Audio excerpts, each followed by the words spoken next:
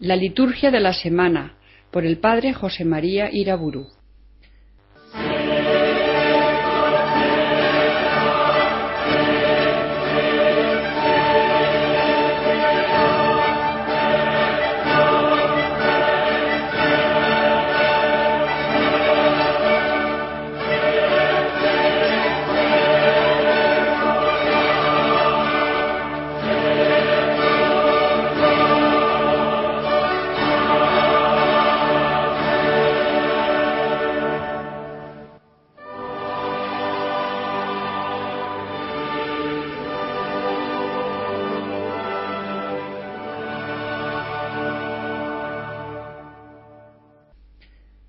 En el nombre del Padre, del Hijo y del Espíritu Santo.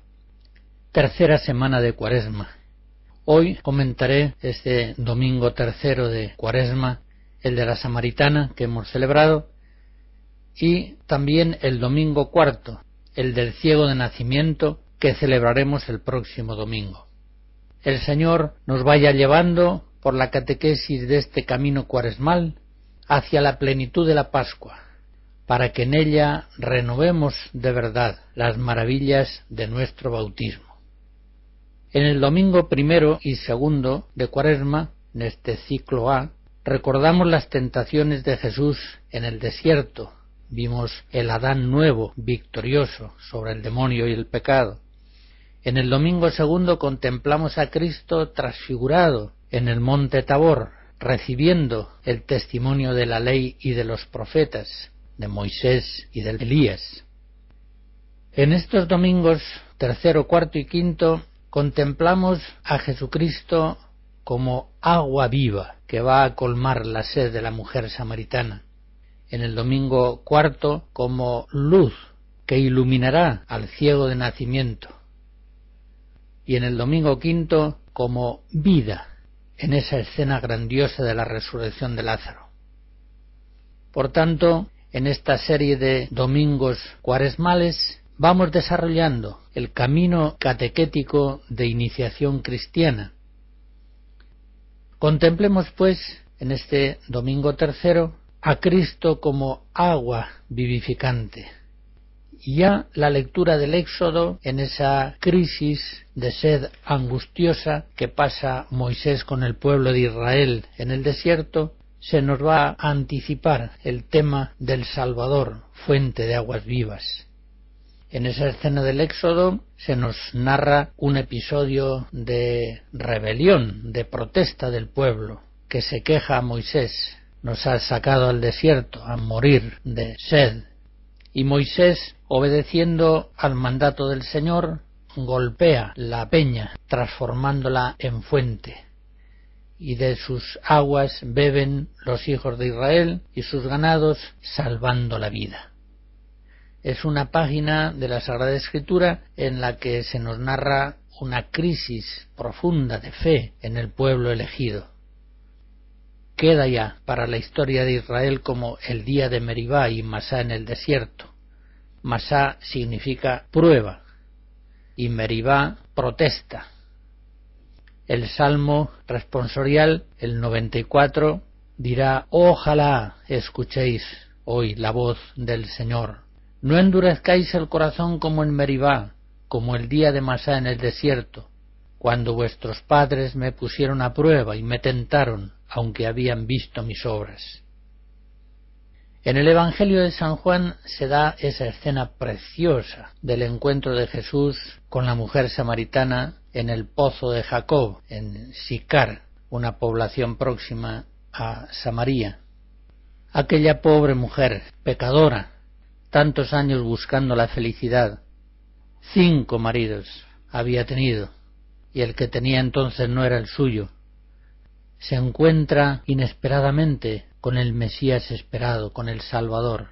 Y Jesús, gozosamente consciente de ser fuente de agua viva para todos los hombres, fuente del Espíritu Santo, le asegura a la samaritana: el que beba del agua que yo le diere no tendrá jamás sed, sino que el agua que yo le dé se hará en él una fuente de agua que brota para la vida eterna. Algo semejante, en una escena producida el último día de los tabernáculos en Jerusalén, nos manifiesta a Jesucristo de una manera todavía más explícita, como fuente de agua viva para todos los hombres. En aquella ocasión Jesús gritó diciendo: «Si alguno tiene sed, venga a mí y beba. Quien cree en mí, como dijo la Escritura, ríos de agua viva manarán de su seno». Y esto, añade el evangelista Juan, en el capítulo 7 de su Evangelio, lo decía refiriéndose al Espíritu que habían de recibir los que creyeran en él, pues aún no había sido dado el Espíritu, porque Jesús no había sido glorificado. Y finalmente en la cruz contemplamos también a Jesucristo como fuente de agua viva para los hombres. Al morir, nos dice el apóstol San Juan en el capítulo 19, entregó el Espíritu. Valga el ejemplo, como un frasco que, al ser roto, derrama su perfume, así la humanidad sagrada de Jesús, al ser destrozada en el Calvario, entrega el alma y comunica el Espíritu Santo. Poco después, de su costado, abierto por la lanza del soldado, brotó sangre y agua, y de este modo se cumplieron las Escrituras. Jesucristo en la cruz es fuente del Espíritu Santo para cuantos creen en él. Y si en aquella escena que acabamos de contemplar de Moisés en el Éxodo, cuando Moisés golpea la roca con su cayado, la convierte en fuente, ahora cuando uno de los soldados atraviesa con la lanza el costado de Cristo, al instante brotó de él sangre y agua. San Pablo, en 1 Corintios 10, interpreta aquella escena del Éxodo diciendo: la roca era Cristo. En efecto, gracias a Cristo, dice San Pablo en la 1 Corintios, capítulo 12, a todos se nos dio a beber del mismo Espíritu. Él es la fuente para los hombres del Espíritu Divino. Así se cumplen en Jesús las antiguas profecías. Aquel día, dice el profeta Zacarías en el capítulo 12, derramaré sobre la casa de David y sobre los habitantes de Jerusalén un espíritu de gracia y de oración. Aquel día habrá una fuente abierta para la casa de David y para los habitantes de Jerusalén, a fin de lavar el pecado y la impureza.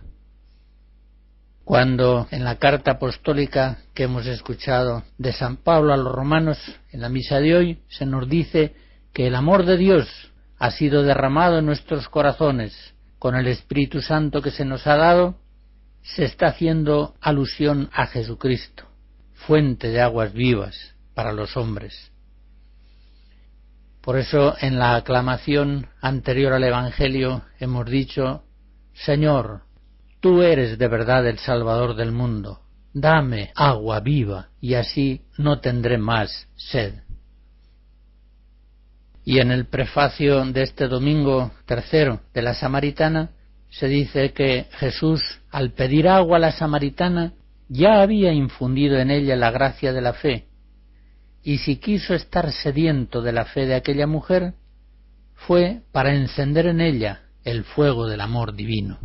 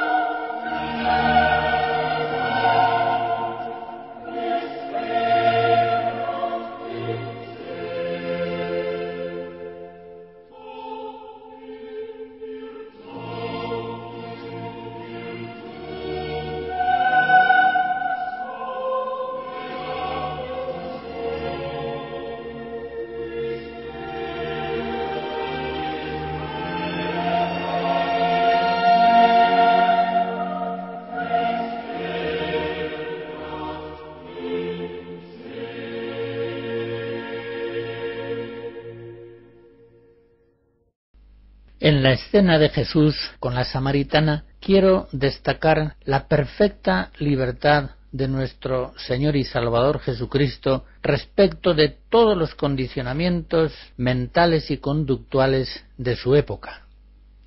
Jesús habla a solas con una mujer. Era algo totalmente extraño a la costumbre de los rabinos judíos. Más aún, esta mujer era samaritana. Y ya sabemos que los judíos no se trataban con los samaritanos. Los tenían como cismáticos, apestados. Por otra parte, esta mujer era una pecadora pública. 5 maridos había tenido y el que tenía entonces, cuando se encuentra con Jesús, no era su marido.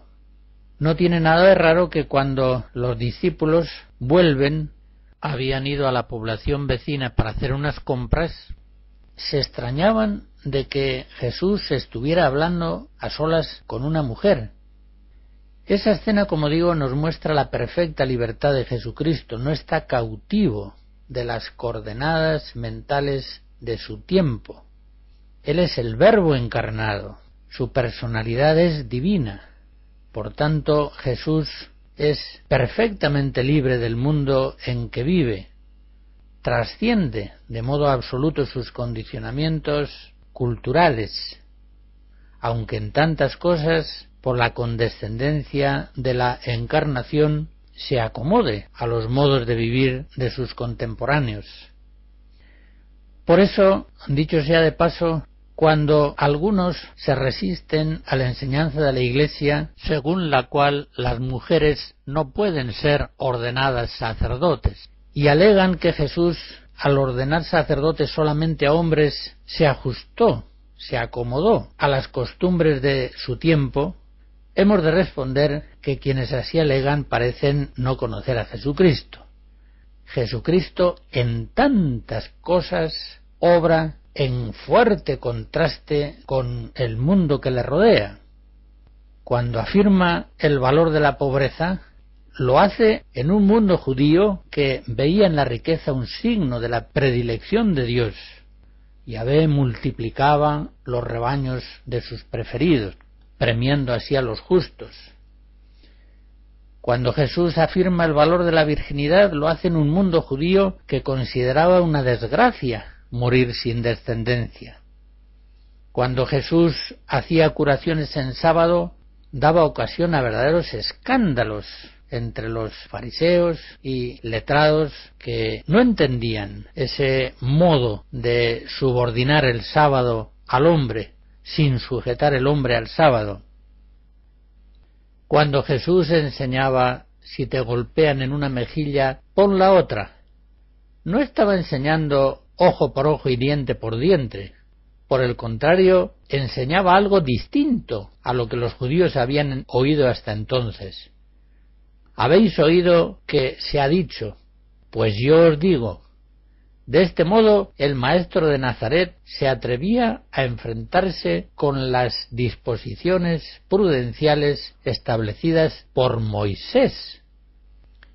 En fin, son tantas las ocasiones del Evangelio en las que Cristo muestra su perfecta independencia respecto al mundo que le rodea, que sería no conocer a Jesucristo decir que la ordenación sacerdotal reducida exclusivamente a los varones viniera determinada por una sujeción mental de Cristo a las categorías mentales de su tiempo.